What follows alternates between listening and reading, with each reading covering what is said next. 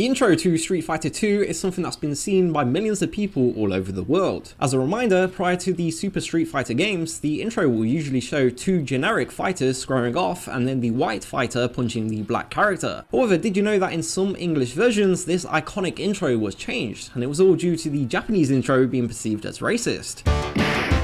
Capcom's director of marketing, John Gillen, spoke about this in a 2014 interview with Polygon. To quote, "And you realize that the entire crowd surrounding these two is white. So you have all of these white people and then the white guy facing off against this sole black guy. And the white guy takes a swing and catches the black guy right on the chin. And the black guy goes down and everybody's cheering. And the letter I received was from an African American gentleman who was distressed at the racial overtones of that. And it was funny because I had never really noticed that, but upon looking at it, it was like, wow, and the Japanese culture is a little bit different than ours as far as our history and all that, and the sensitivity to those kinds of issues. And so I immediately wrote him back and told him I was very sorry about that, and that was something I would raise with our headquarters. And I did, and you know, by that point in time, the game had already been out in the market for a while, and there was no way to change it. Whether it was intentional or not, I don't know, but it was interesting. So, as John explains, the fact a black fighter was hit by a white fighter in front of a white crowd was perceived by a player as containing offensive racial overtones. John, being Capcom's director of marketing, saw this letter and raised the point up with his bosses. Nothing could be done at the time due to the game already being in circulation, but Capcom would actually change the intro in some later versions. The earliest known instance of the new intro is in Street Fighter 2 Special Champion Edition for the Sega Genesis. Here, the black fighter was replaced by a new white fighter, as shown on screen now. Interestingly though, the intro still shows the original black fighter in the Japanese version, and this is despite it being released at the same time as the Western versions. Whilst clearly being seen as an issue at the time, it appears that Capcom no longer feels that this is the case. In 2016, Capcom added the characters to their official website, complete with names and bio information. It turns out that the black fighter is called Max, and his likes include himself, gambling and shiny things, whereas his dislikes are things that are plain. The white fighter, on the other hand, is known as Scott, and he likes street fights and dislikes caterpillars. It's also worth pointing out that in some other later versions of Street Fighter 2, Max is shown, but with a much lighter shade of skin than before. It's not known if this was due to the perceived issue, but it's interesting to note how Scott looks identical to previous versions. What do you think about these changes that were made to Max, and how do you feel about the fighters' identities finally being revealed 25 years later? Please let us know your thoughts in the comments below, and until next time, thank you for watching.